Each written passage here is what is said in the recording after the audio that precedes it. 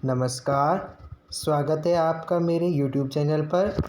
आज मैं आपको तरुण हिंदी पाठशाला के अंतर्गत कबीर जी के बारे में जानकारी दूंगा, जो कि पूरे हिंदी साहित्य के एक प्रखर और बहुत अच्छे कवि माने जाते हैं।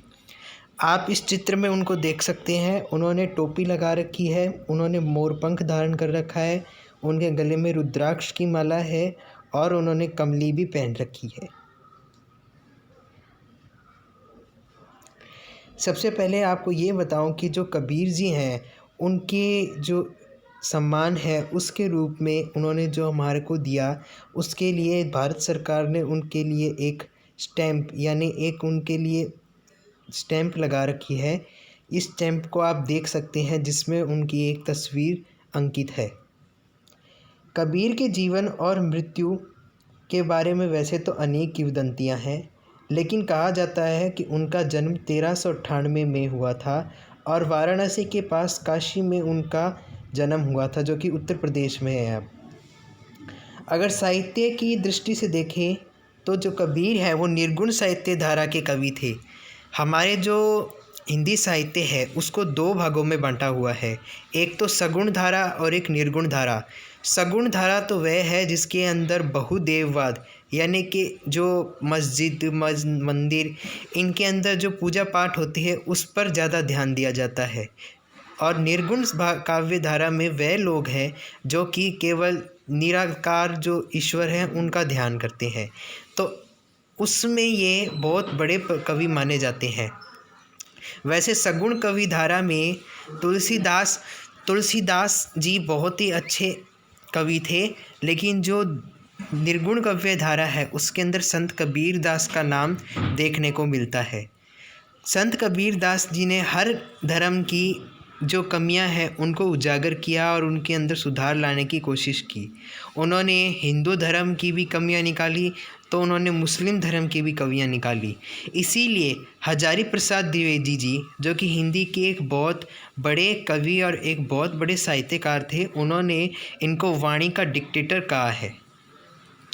वैसे कबीर जी की तो बहुत ज़्यादा शिक्षा नहीं हो पाई थी, क्योंकि उस ज़माने में शिक्षा का कोई अच्छा प्रबंध नहीं था, लेकिन फिर भी उन्होंने अपनी शिक्षा पर्यटन, सत्संग और अनुभव से प्राप्त की थी। कबीर जी ने 3 पुस्तकों का विमोचन किया था। वो 3 पुस्तकें थी कबीर दोहावली, कबीर ग्रंथावली और बीजक। वैसे उनकी कुछ पुस्तकें सिखों के जो पवित्र ग्रंथ है गुरु ग्रंथ साहिब उसके अंदर संकलित है, लेकिन ये 3 जो रचनाएं हैं ये मुख्यतः है। इनमें से भी जो बीजक है वो बहुत ज़्यादा सम्मान प्राप्त है, उसको बहुत ज़्यादा सम्मान दिया गया है और वो बहुत ही ज़्यादा इम्पोर्टेंट है। कबीर जी ने राम और रहीम के नाम पर हो रहे पाखंड और भेदभाव का खंडन किया। उनके जो दोहे हैं उनके अंदर आप देख सकते हैं कि उन्होंने जितने भी जो पाखंड और जो भेदभाव है उनका खंडन किया है। और सन 1598 में 120 वर्ष की आयु में मगहर, ये भी उत्तर प्रदेश में ही है, में उनका देहावसान हो गया। तो ये थी जानकारी संत कबीर के बारे में, उनके जीवन परिचय के बारे में। अब मैं आपको कक्षा 9 के अंतर्गत उनके जो दोहे, साखियाँ और शब्द है उनके बारे में बताऊंगा। साखियाँ, ये साखियाँ हैं जो कि कबीर द्वारा लिखित है। सबसे पहली है मानसरोवर सुभर जल, हंसा केली कराही, मुक्ता फल मुक्ता चुगे, अब उड़ी अनंत न जाही। इस दोहे के अंतर्गत जो कवि है उन्होंने ये बताया है कि मानसरोवर एक झील का नाम है जो कि जम्मू कश्मीर में ऊपर की ओर स्थित है और ये विश्व की सबसे ऊंची जो झील है वो भी मानी जाती है। और एशिया और भारत में इसका बहुत ही ज़्यादा स्थान है, क्योंकि ये भगवान शंकर के मानसरोवर झील है, जिसमें ऐसा माना जाता है कि स्वर्ग से हवाएं आती है और इसका जो जल है वो शीशे के समान है। तो इस पद में बताया गया है कि मानसरोवर का सुभर जल, सुभर यानी एकदम सुंदर और शीतल जल, हंसा केली जराही यानी उसके अंदर हंस है, वो एकदम जो मोती है वो चुग रहे हैं, और मुक्ता फल चुगता चुगी, मुक्ता फल मुक्ता चुगी, यानी कि जो मोती है उनको बार बार चुग रहे हैं और अपने अंदर समा रहे हैं। अब उड़ी अनंत न जाही, और कह रहे हैं कि अब यहाँ से मैं नहीं जाऊँगी। इसका तात्पर्य ये है कि जिस प्रकार हंस है वो अपनी जो मोती है वो चुगती है, और वहाँ की जो मनोरम दृश्य है मानसरोवर झील की, आप अगर देखेंगे तो आपको मिल जाएगी वो यूट्यूब पर या फेसबुक पर या गूगल पर, तो देखेंगे तो वो एकदम मनोरम दृश्य स्थापित करती है मानसरोवर झील। तो वहाँ से ये जाने का मन नहीं होता इनको। बिल्कुल वैसे ही कबीर जी का ईश्वरीय जो भक्ति है उससे दूर होने का मन नहीं करता। ये इस पद का पूरा सारांश है। दूसरे पद का सारांश है, प्रेमी ढूंढत मैं फिरो, प्रेमी मिले न कोई, प्रेमी को प्रेमी मिले सब विष अमृत होए। इसका मतलब ये है कि कबीर जिस प्रेमी को ढूंढ रहे हैं वो प्रेमी अभी तक उनको प्राप्त नहीं हुआ है, और वो जिस प्रेमी को ढूंढ रहे हैं वो भगवान है, ईश्वर है। और जब वो मिल जाएंगे तो सारे विष है, जो विष है वो भी अमृत हो जाएगा, क्योंकि भगवान है, उनकी जो भक्ति करता है तो उनकी भक्ति जो करता है उससे उनको जो फल प्राप्त होता है तो उससे सारे विश्व भी अमृत हो जाते हैं। तो ये है इसका जो दूसरे पद का जो सारांश है। उसके बाद में, हस्ती चढ़िए ज्ञान को सहज दुलीचा डारी, स्वान रूप संसार है भूखन दे जखमारी। इस पद के अंतर्गत इन्होंने बताया है कि जो हस्ती यानी हाथी है, यानी ज्ञान है, ज्ञान रूपी मनुष्य को इन्होंने हाथी का रूप दिया है। जिस प्रकार हाथी अपने मस्त रूपी में मस्त रूप से चलता है, और जो कुत्ता है वो भौंकता रहता है लेकिन उसको वो ध्यान नहीं देता, और कुत्ता एक ना एक दिन करके चुप हो जाता है अपने आप। बिल्कुल वैसे ही हमें अपने ज्ञान पर ध्यान रहना चाहिए, ईश्वर की भक्ति करनी चाहिए। और जो दूसरे समाज के लोग कह रहे हैं कि आपको ये करना चाहिए, आपको वो करना चाहिए, उसका इनको हमेशा खंडन करना चाहिए, उनकी बात को नहीं मानना चाहिए, बल्कि जो ईश्वर का जो रूप है उनका नित्य ध्यान करना चाहिए। यहाँ इन्होंने जो ईश्वरीय ज्ञान है उसको हाथी के रूप में बताया है, और जो कुत्ता है उसको संसार के रूप में बताया है। इसके बाद में अगला है, पका पखी के कारणे सब जग रहा भुलान, निरपक होए के हरि भजे होई संत सुजान। इसका मतलब ये है कि आजकल पक्ष विपक्ष के रूप में सारे एक दूसरे के ऊपर लांछन लगा रहे हैं, लेकिन जो असली भगवान की जो भक्ति है उनको लोग भूलते जा रहे हैं। जैसे ही उन्होंने हरि भजन शुरू कर देंगे तो सारे सही मानने में अच्छे मनुष्य हो जाएंगे। यहाँ कबीर जी ये कहना चाहते हैं कि लोग एक दूसरे पर पक्ष विपक्ष कर रहे हैं और जो ईश्वर भक्ति है उसको भूलते जा रहे हैं। अगर लोग पक्ष विपक्ष को भूल कर के ईश्वरीय भक्ति करेंगे तो वो सही मायने में सच्चे मनुष्य कहलाए जाएंगे। ये इस पद का पूरा सारांश है। इसके बाद में है, हिंदू मुआ राम कही मुसलमान खुदाई, कहे कबीर सो जीवता जो दूहों के निकट न जाई। इसका मतलब यहाँ कबीर जी जो हिंदू और मुसलमान द्वारा जो पाखंड जताया जा रहा है, पाखंड करा जा रहा है, उसका खंडन कर रहे हैं। ये कह रहे हैं कि हिंदू कह रहा है कि मेरा राम है, मुसलमान कह रहा है कि खुदा, और कबीर जी कहते हैं कि इन दोनों के निकट कोई नहीं जाता, क्योंकि ये पूरी ज़िंदगी हिंदू राम रहीम इन्हीं के ऊपर सिमट कर रह जाते हैं, और जो असली ज़िंदगी है, असली ज्ञान है, वो इनको कभी मिल ही नहीं पाता, या वो ये कभी प्राप्त कर ही नहीं पाते। तो जो ईश्वर का ध्यान करता है उसे हमेशा ईश्वर साथ में रखते हैं, उन पर ईश्वर की कृपा हमेशा रहती है। इसीलिए ये जो धर्म के नाम पर, जो जाति के नाम पर भेदभाव हो रहा है उसका हमें विरोध करना चाहिए, और जो असली ज्ञान है उसकी प्राप्ति करनी चाहिए। इसके बाद में अगला जो पद है उसमें कबीर जी कहते हैं, काबा फिरी काशी भया राम ही भया रहीम, मोठ चून मैदा भया बैठी कबीरा जीव। इसमें कबीर जी कहते हैं कि जो काबा है और काशी है, ये जो काबा है ये तो मुसलमानों का पवित्र स्थान है और जो काशी है वो हिंदुओं का पवित्र स्थान है।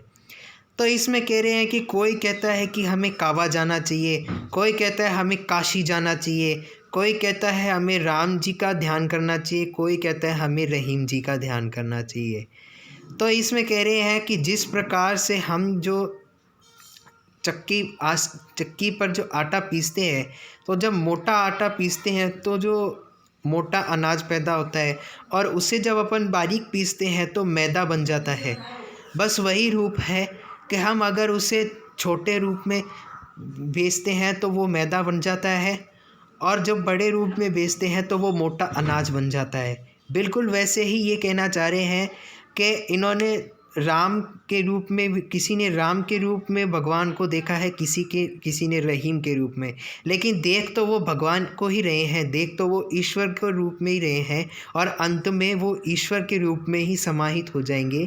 तो आपको चाहे किसी भी रूप में हो, लेकिन जिस भगवान से आप कर रहे हो उनकी सच्ची भक्ति करनी चाहिए, क्योंकि जो मोटा अनाज और मैदा है वो आटे के ही बनते हैं और कुल मिलाकर के वो खाने के काम ही आते हैं।